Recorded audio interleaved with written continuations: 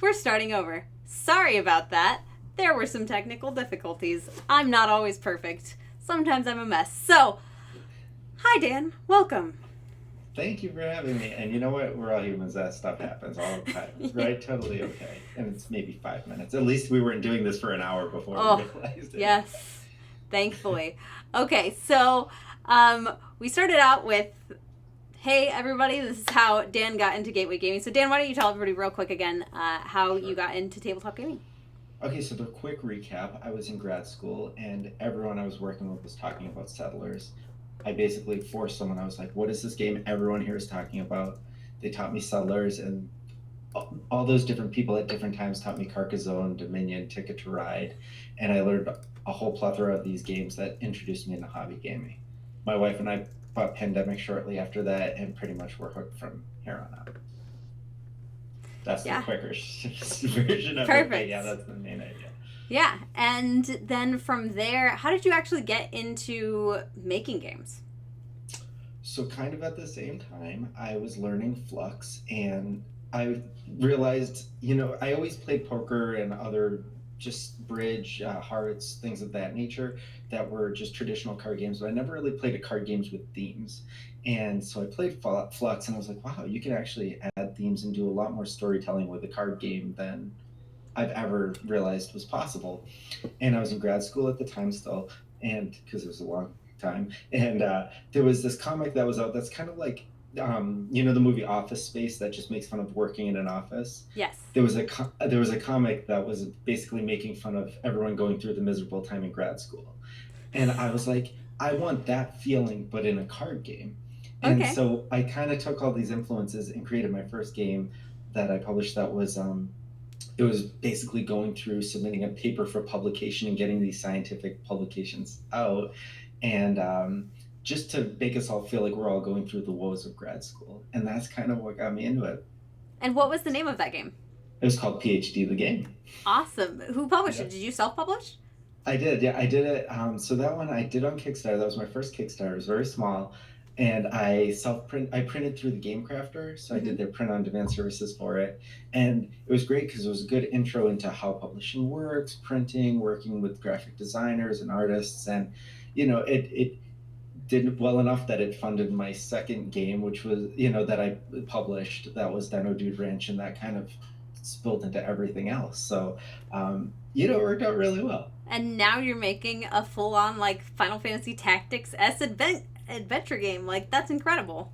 It's so exciting, but it's epic. It really is epic. There's so much involved. It's been very exciting working on it up to this point. And you're very, very close to funded. I mean, what are we at now? We were saying we might fund while we're live, which would be really cool. I don't know if it's gonna happen, but I think we're 1,300 away, 1,200 away. Yeah, you're really, really close. 1,200 Yeah. bucks. So yeah, so we're getting close, and this was the biggest goal we ever put on a campaign. It's an expensive game. There are minis. We have a lot of startup fees, so the goal had to be higher. But just looking at that, that's like, oh, this is daunting. That's our biggest goal. So we were, I was nervous going. You're always nervous with the way Kickstarter is. How many campaigns are live at a time? You just never know. If you don't, bite it right on that first day, Mm-hmm. then you're doomed. And so we were just Nick and I didn't sleep last night. Nick's the designer, and we Nick, you both. right? Yep, Nicholas Yu. He lives local to me, and we, even today we went out for lunch. We were talking about how we just didn't sleep at all last night, and so it's so exciting to almost be there already. So that it's still stressful, but some of that stress is alleviated now. You are very close. So I'm very excited for you. Thank you so So much. Domian is the villain in this game. Hmm. And so it's set in a world called the Kingdom of Astelia.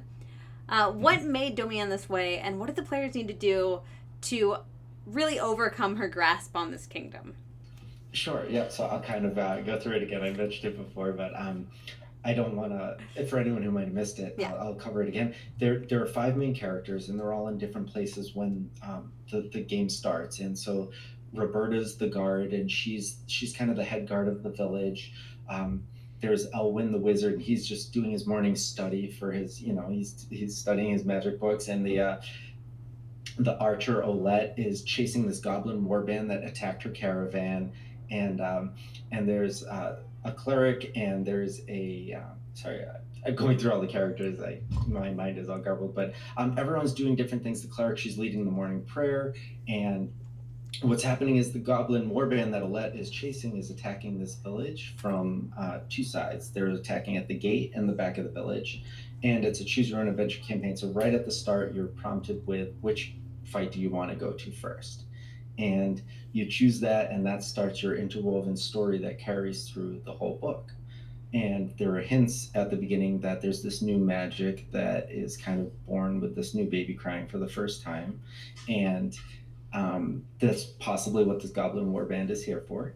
And that starts your quest. So these five characters meet just by chance when fighting off these Goblin Warbands. Mm-hmm. And the first act of the campaign leads you right up to Domian's Tower. So you led through a city, you get these story-driven items that unlock different paths in the campaign, and different characters you meet that unlock clues towards what you're going towards. Mm-hmm. And then once you get to her tower, that's the whole second half of the campaign, questing through her tower. She has all these bad guys defending her tower, and you need to get to her to stop her. Awesome. And is that like the final campaign? So the final fight will be against Damian. Yes, I don't want to get too much into it. That's all I'm going to tell you. Okay. But I will tell you there are 5 different endings, and how you do through the tower can affect different things that happen, and it may lead into an opening such that if we wanted to do a second campaign starting the story where we left off, there may be. So expansions is what you're telling me. We'll resolve things, but maybe not completely. Okay, fair enough. So Yes. tell us a little bit about the artwork. How does this art help bring the game to life and sell the experience that the players are having while they're playing it? Sure. Well, what we really wanted was that same feel that Final Fantasy style games have. We were really inspired by Final Fantasy Tactics in the creation of this game. And we love the feeling that the art is very, I don't want to say welcoming or friendly or inviting for anyone to play this. It's Mm-hmm. families can play it. It's not too cute though that just serious gamers wouldn't want to play it either. But at the same time, it's not like this hardcore fantasy look. It's more like that really nice cartoony, but with like emotion style art, I guess is the best way to say it. And we Yeah. really felt that that projected what we were trying to go for with that Fire Emblem and Final Fantasy Tactics style feel. You definitely accomplished that. And I love how friendly the art style is and how badly I need those miniatures because I can only imagine what they would look like with paint on them. I want them so bad. And the standees are great too if you don't feel like painting minis. Yeah, so we lucked out. Nick was looking for an artist of that style, and he found Jacob Croft. He's an artist from the United Kingdom, and Nick found him in a D&D subreddit, and he was like, "Wow, this art is really good." And he approached Jake, and it worked out. And then we got some of the art back, and we were like, "Okay, well, we need 21 different classes," and he did every one in a beautiful style. And then we approached Heriberto Valle Martinez, who did the 3D minis, the rendering for Grim Forest. Oh And so my we're gosh. like, okay, we know he does a good job, so we'll approach him. And then he brought that art to life in the 3Ds, and it just all came together really, really well. What a fantastic thing to happen. Like, that just sounds so perfect.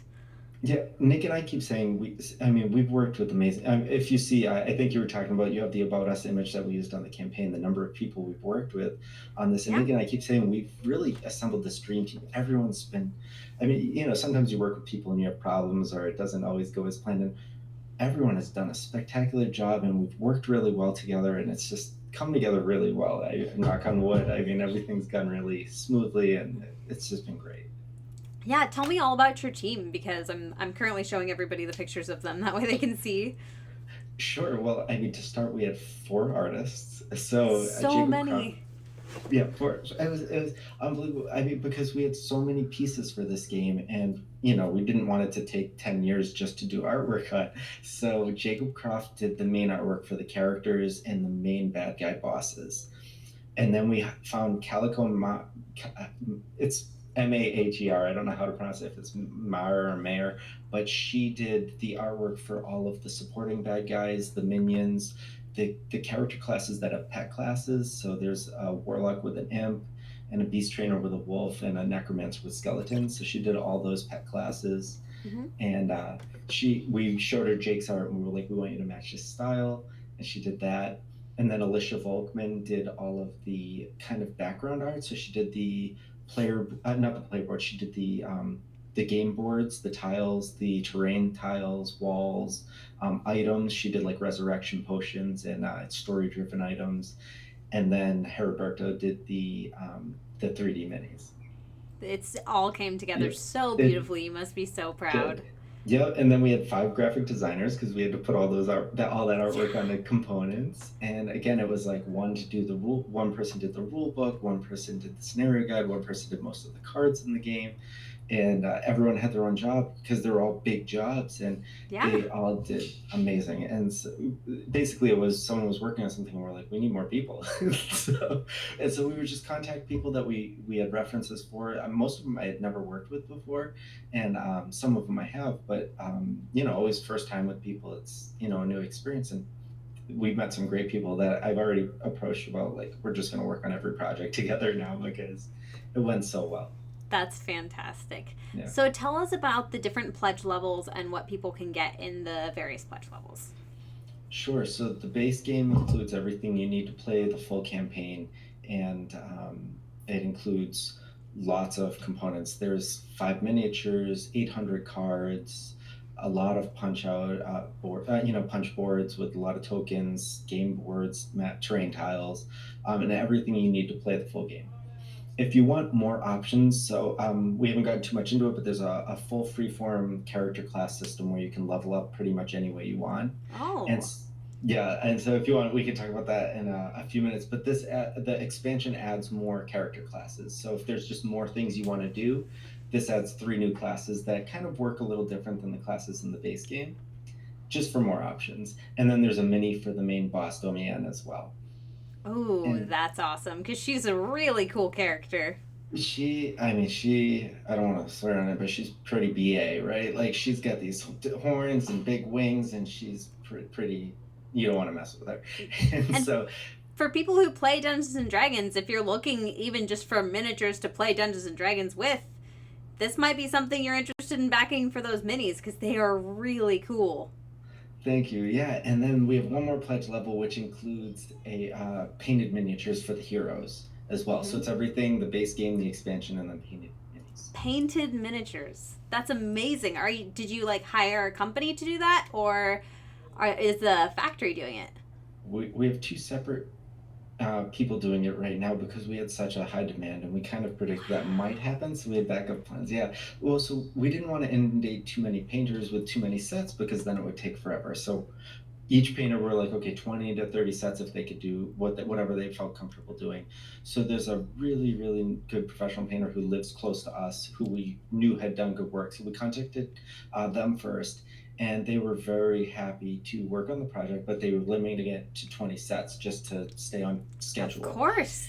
And so those slots filled up within 2 hours today. And actually, per recommendation of you, I contacted Miniatures Mutated, Mm-hmm. and so we opened up a second reward tier for them to handle a set of painting miniatures, and that one actually sold out as well. So we're working on finding additional people, but we want to make sure one, we can feasibly get them the minis, get them painted, get them back, and they're people we can work with and trust and know the work.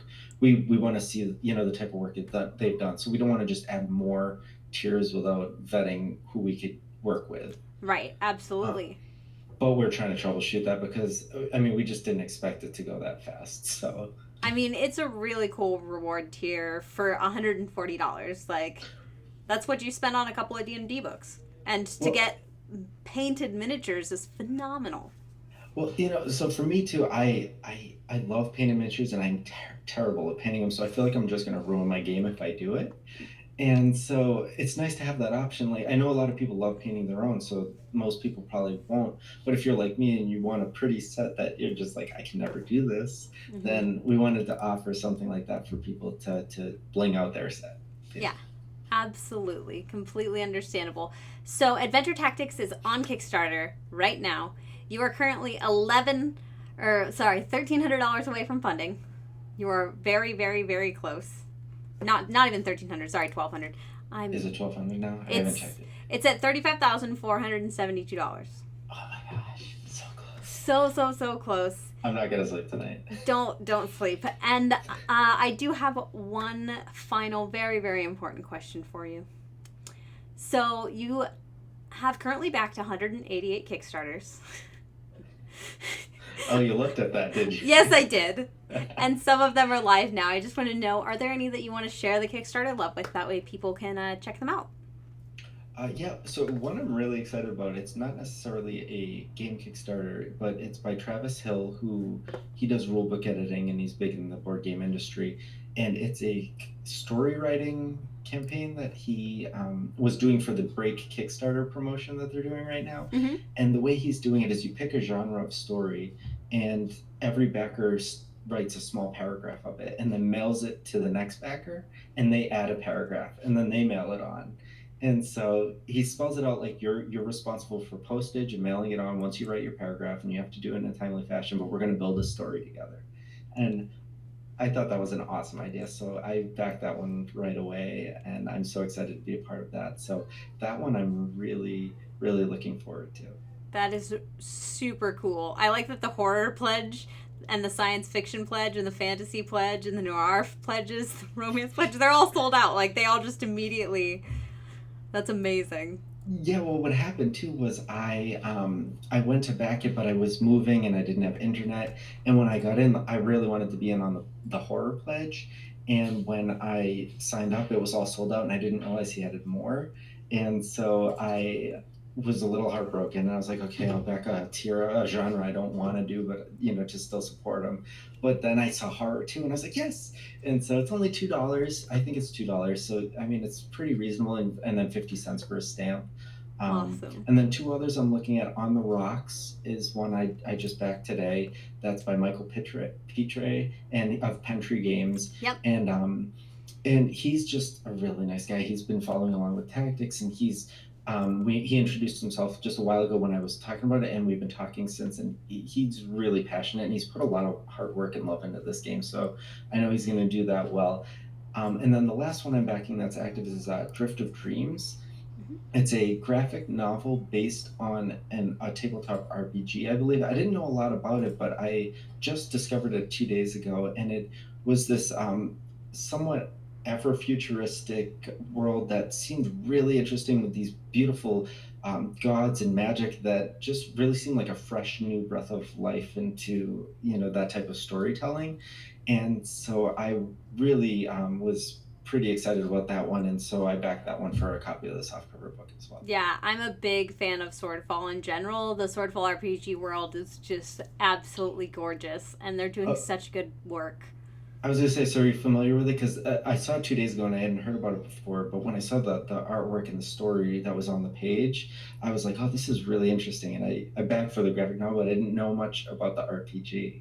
Yeah, Swordfall is really cool.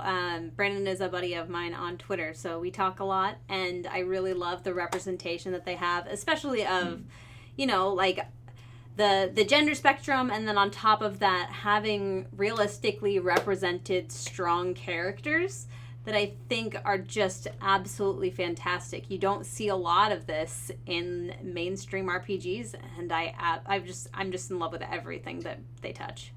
That's what drew me in as well. And it just like I said, it felt like a fresh story that hadn't been told before, which is something you always want to see. You see the same tried and true tropes, and we've actually gotten some comments again, like ours. It's archers fighting goblins, and archers and fighters and clerics fighting goblins, and we love the world that we built. But to see something that's completely fresh and new like that, like I said, it's just it's you don't even have to think about it to support it, because it's going to be something really interesting and good. And so that's the third one, Drift of Dreams, On the Rocks, and then I forget what Travis is called. I'm looking it up right now because I want to give a shout out to that one as Drift well. of Dreams, a Swordfall graphic novel. Oh, yep, that's Drift of Dreams, a Swordfall graphic novel. Chainmail is the male one, and then On the Rocks. Those are the three campaigns I would love to give a shout out to. Awesome.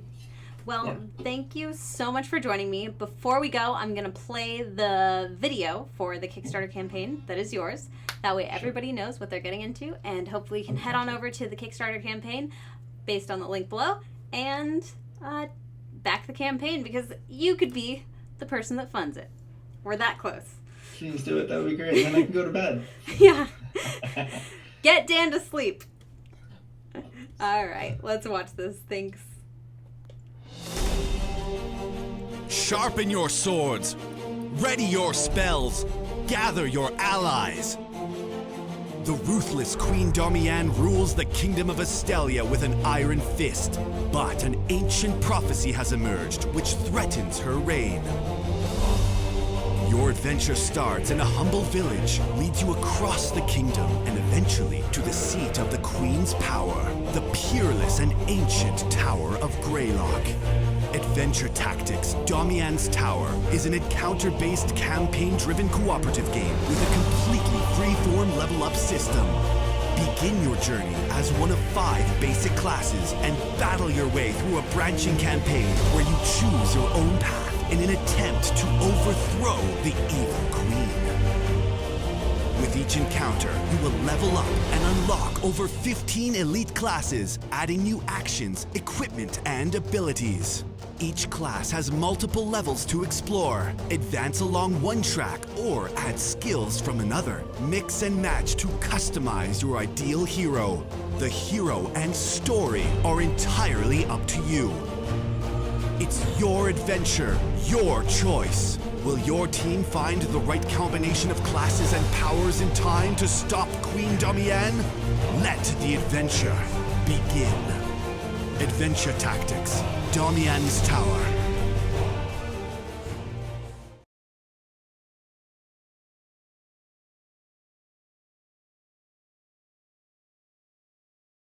I'm back. And we're back. So Dan, thank you so much for hanging out with me, and thank you everybody for watching and of course backing Adventure Tactics. This is a gorgeous campaign. I didn't tell you this before the interview, but I'm actually a huge Final Fantasy Tactics fan. Yeah. It's so good. So I don't know if you know this, but that's what inspired all of this. Was Nick and I were hanging out together. We've been friends before, and I just nudged him. I was like, you know, it'd be a great board game, Final Fantasy Tactics, and he was just like, oh my gosh, it would be so good.